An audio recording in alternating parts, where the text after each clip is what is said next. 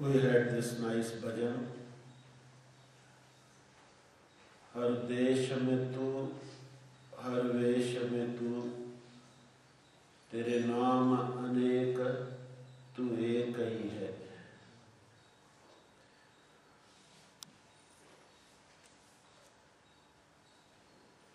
Everything is pervaded with divinity.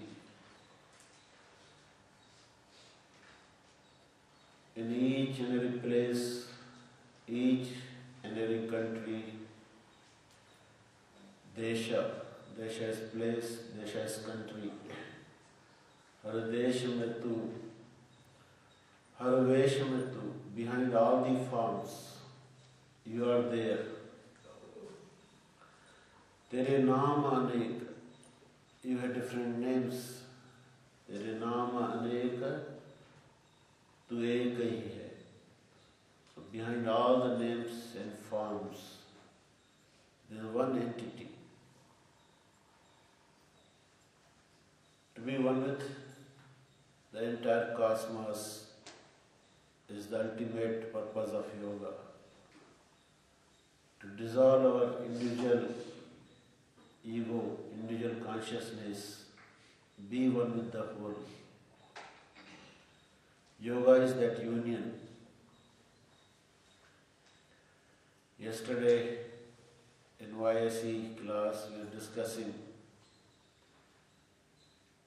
that state of being one with the whole, to be in tune with cosmic consciousness. In that context, there is a reference to a beautiful book, Tao of Physics. Tao means path. One of the meanings of word Tao is path, path of physics. The author, Fritjof Capra, a Nobel laureate in the field of physics, tries to bring parallel between science and religion. अंततो गत्वा विज्ञान का और धर्म का लक्ष्य एक ही है, सत्य की प्राप्ति, सत्य की खोज और सत्य की प्राप्ति. एक ऋषि, एक योगी सत्य की खोज भीतर से करता है. उसकी प्रयोगशाला उसका स्वयं का मन होता है. एक वैज्ञानिक सत्य की खोज बाहर की प्रयोगशाला से करता है. वैज्ञानिक लोग आधुनिक ऋषि हैं. A seer tries to search the truth from inside. His laboratory is his own mind. He achieves the ultimate truth through anubhava, through experience. A scientist achieves the truth through external experiments. But goal is same. So how this Fritjof Capra came to write this book? He is a nuclear scientist. So one fine afternoon, he was sitting on the seashore, looking at the vast expansion of the ocean, sitting on soft sand, feeling the breeze which was touching his body, enjoying the swinging of the trees, the clouds in the sky, the birds flying across in contrast of the clouds. So he writes, theoretically I knew that everything is nothing but energy. My body is RNA and DNA, which is nothing but prana, energy. The sand, the subatomic particles, the electron, neutron, is energy. The breeze, the oxygen touches me, that is energy. The water, H2O, is energy. Theoretically I knew that everything is nothing but energy. But that particular moment, when we are in tune with nature, especially when we are in front of the vastness, vast sky, vast ocean, then we don't look, there is no focusing. We gaze, defocusing. 180-degree horizon in front of us. That induces a meditative state. We forget ourselves. We touch deeper layers of consciousness and truth dawns on us. So he says that moment I felt my energy one with cosmic energy. Then he makes a statement describing what is this whole universe. So he says the whole universe is a dynamic wave of inseparable energy patterns. Everything is energy, pattern is different. संपूर्ण विश्व शक्ति है, ऊर्जा है.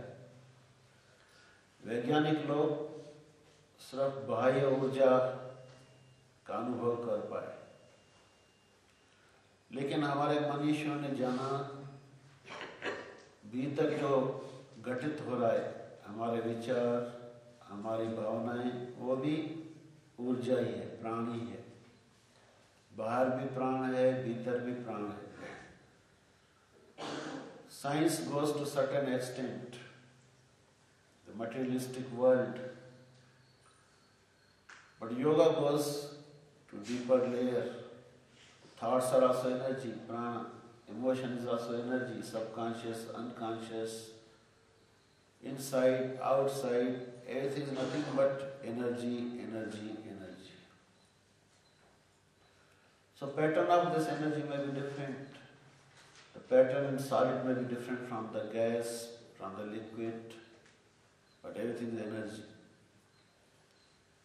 And this energy is not separate pockets, it is connected. There is a wave. The whole universe is a dynamic wave. It's not static energy, it's pulsating energy. Frijaf Kepra कहते हैं कि Cosmos में, ब्रह्मांड में लगातार स्पंदन हो रहा है.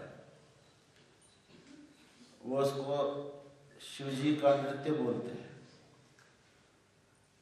संपूर्ण विश्व स्पंदन मात्र है, इसलिए हम वो बोलते हैं. He calls it dance of Shiva. Everything is nothing but pulsation. And this energy is wave, united. That's how we affect each other. There was one interesting experiment. How certain species of monkeys separated away from each other could affect each other. If one group behaves in a particular way, other group far away behaves in the same way because they share the same consciousness. So physically we may be apart, but we human beings also share the same consciousness. So we affect each other. The whole universe is a dynamic wave. We are knit in a wave. So his next book is Wave of Life. The whole universe is a dynamic wave of inseparable energy patterns. We are inseparable deep down. That is a motivation for yoga. If I do yoga, if I go into meditation deeply, I create a field around me, a field of silence, of peace. I am benefited, others also are benefited. Ahimsa pratisthayam tat sannidho veratyaga. Patanjali says, when a person goes into deep silence, a state of non-violence, peace, love, manasa vacha karmana, and Yama Niyama will see non-violence not only at physical level, at verbal and thought level. And by thought, word and deed, we are non-violent, non-aggressive. This non-violence gets converted into a positive virtue of love and peace. So you create a field of love around you, field of peace when you meditate. So like Buddha, whosoever came in the vicinity of Buddha, Angulimala, like robber, got converted into a monk. So creatures drop their hostile nature, tatsannidho veratyaga, in the presence of a sage. That's why in our monasteries in ancient India,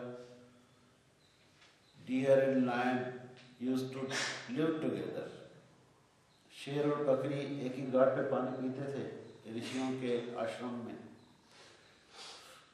उस तपस्या के कारण, अहिंसा के कारण, शांति के कारण.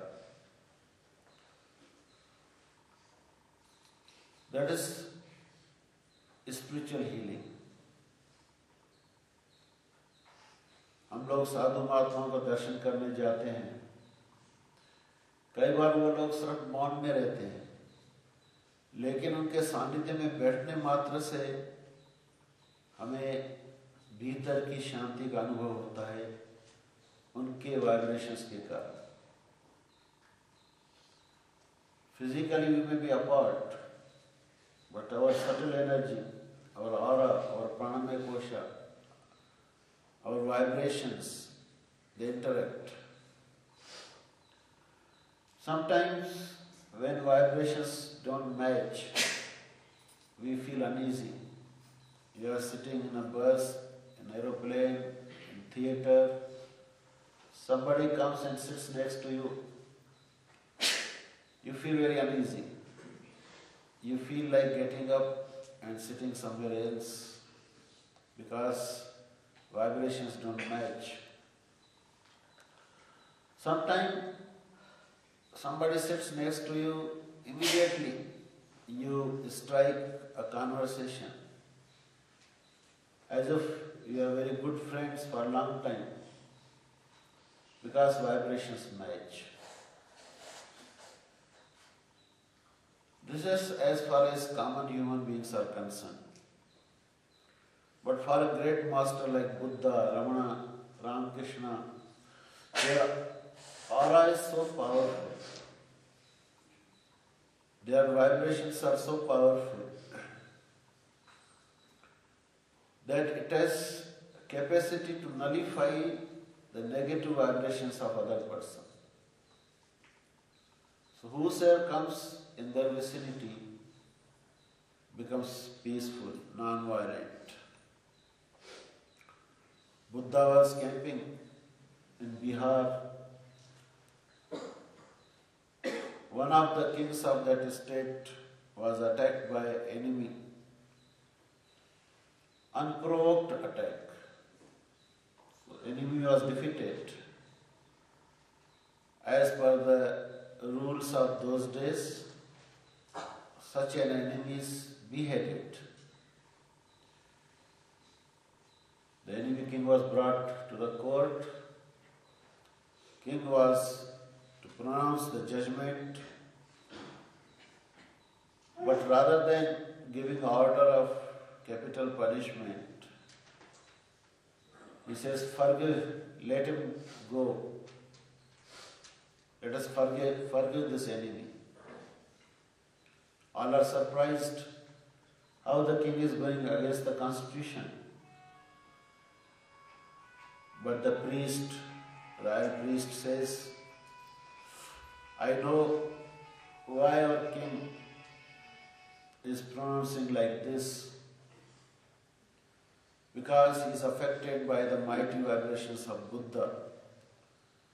Buddha's aura had effect 6 miles all around him. Ahimsa pratisthayam tatsannidho vairagyaga. So because of the peaceful vibrations of Buddha, our king has forgiven this enemy. And of course, because of that tremendous love, this enemy asks for forgiveness. He becomes a very good person afterwards. That is the power of love. So peaceful vibrations have a healing effect. From yoga instructors, from yoga student, from yoga therapy participant, we to move towards yoga teachers, to yoga masters. A yoga master means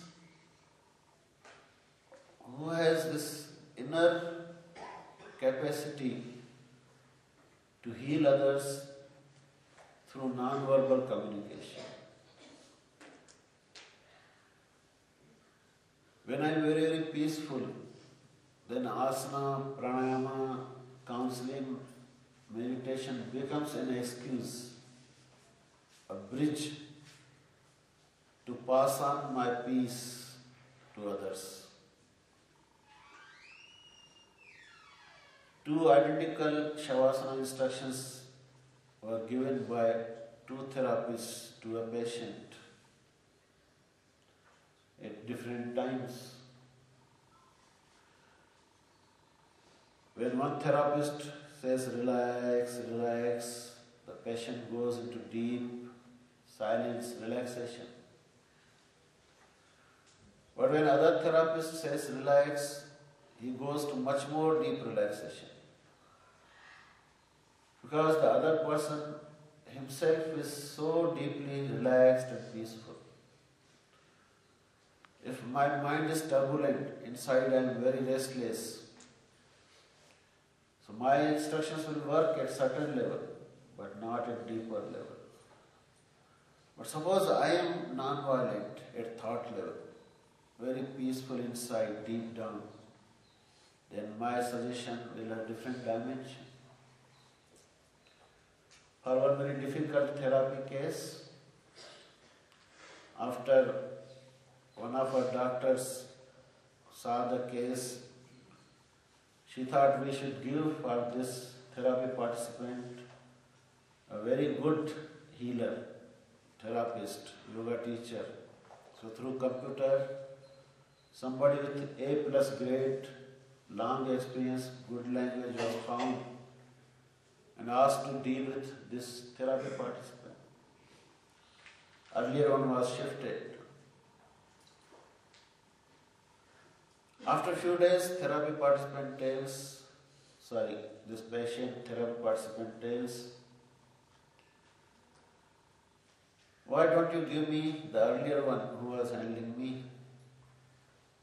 Earlier one, C grade, no good language, no much knowledge of anatomy, physiology. But that person had a very good heart. So what matters is, no doubt it's important to have good knowledge of language, anatomy, physiology. But what is most important is my inner peace, a good heart, the love. Then it is a different dimension of healing.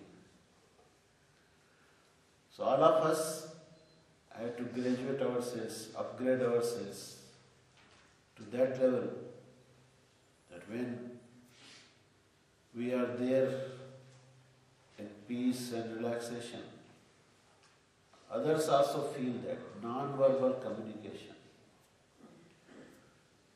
Paul Brinton wrote this beautiful book, In Search of Secret India. He came across many great masters, but his doubts were not clarified. till he comes to South India, Tiruvannamalai, Ramana Ashram, Maharshi Ramana the sage. He writes in this book, the way this sage looked at me, as if a beam of silence issued forth from his eyes, enveloped my entire being. My questions were not answered, my doubts were dissolved. In that deep silence, all my questions got clarified automatically. I didn't feel like asking any question. There is a power of silence. So repeatedly our organizers say, when we come to this hall, Pratna Mandir, let us enter in silence. Outside in the gallery, while giving attendance, can we maintain little silence and peace? Sit in silence.